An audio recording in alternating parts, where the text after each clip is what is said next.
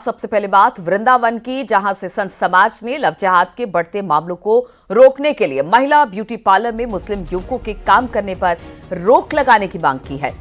संत समाज ने सीएम योगी से मांग की है कि प्रशासन महिला ब्यूटी पार्लरों में जांच कर काम कर रहे मुस्लिम युवकों को हटाने की मांग करे, यानी कि उन्हें हटाया जाए।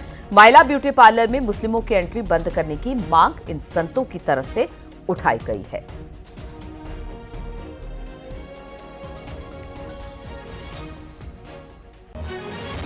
तो वृंदावन से खबर है, यहां के संत समाज ने कहा है कि महिला ब्यूटी पार्लर में कोई मुस्लिम युवक काम ना करे और प्रशासन वहां पर इनकी एंट्री पर बैन लगाए। उन्होंने कहा कि संत समाज ने कहा कि ऐसे में लव जिहाद को बढ़ावा मिलता है, इसलिए प्रशासन इस पर कोई ठोस कदम उठाए। इसमें एक बहुत बड़ा षड्यंत्र चल रहा है। महिलाओं के ब्यूटी पार्लर में, महिलाओं के सैलून में मुस्लिम युवक नौकरी कर रहे हैं, मुस्लिम लड़के वहाँ पर हेयर कटिंग का काम कर रहे हैं। तो ये अंतर्राष्ट्रीय षड्यंत्र है।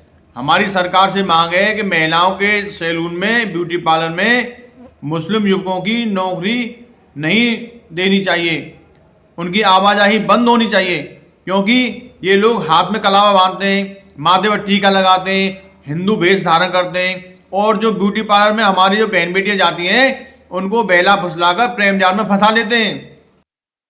कि जितने भी भिन्न भिन्न प्रकार के सैलून और जो हमारे ब्यूटी पार्लर जो खुल रहे हैं उसमें विधर्मी मानसिकता के लोग नाना प्रकार से सनातन की हिंदू महिलाओं को जो है नाना प्रकार के लव जिहाद का कारण बन रहे हैं।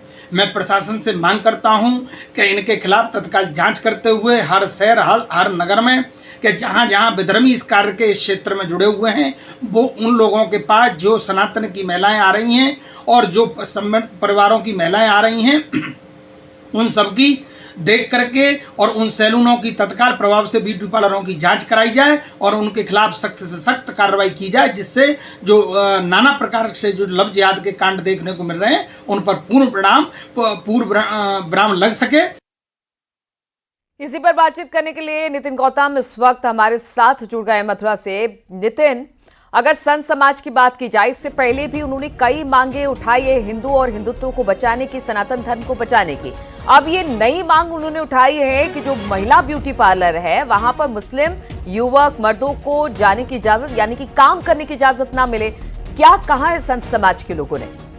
देखिए, हम अपने दर्शकों को बताना चाहेंगे, पिछले दिनों एक ऐसा मामला प्रकाश में आया था जब ब्यूटी पार्लर पर जो है एक मुस्लिम युवक काम करता था, वो वृंदावन की रहने वाली एक लड़की को लेकर फरार हो गया था। संतों ने काफी दबाव बनाया था, मामला काफी गरमाया था। उसके बाद जो है पुलिस ने उस लड़की को बरामद किया था, जिसके बाद इस तरीके की मांग जो संतों के द्वारा उठाई गई है और उनकी जो मांग है वो वाजिब दिखाई देती है, क्योंकि जो मुस्लिम युवक हैं वो वहाँ पर काम करते हैं और उनका संतों का भी ये कहना है कि जब वो काम करते हैं उसी दौरान वो उनको जो है अपने जाल में फंसाते हैं और उसके बाद लव जिहाद की जो घटना है उनको अंजाम देते हैं। पहले ये युवक जो थे वो स्कूलों के पास खड़े होते थे, लेकिन मुख्यमंत्री के द्वारा लगातार सख्ती करी गई तो वहां से उन लोगों ने अपना जो ठिकाना था वो बदल लिया है और अब कई तरीके से वो लव जिहाद के मामलों को अंजाम देने के लिए लगे रहते हैं। तो लिहाजा जो ब्यूटी पार्लर थे उनकी जांच होनी चाहिए, कर्मचारी जो है उनकी जांच होनी चाहिए और मुस्लिम जो युवक हैं उनको वहां पर काम करने से रोकने की मांग संतों के द्वारा की गई है।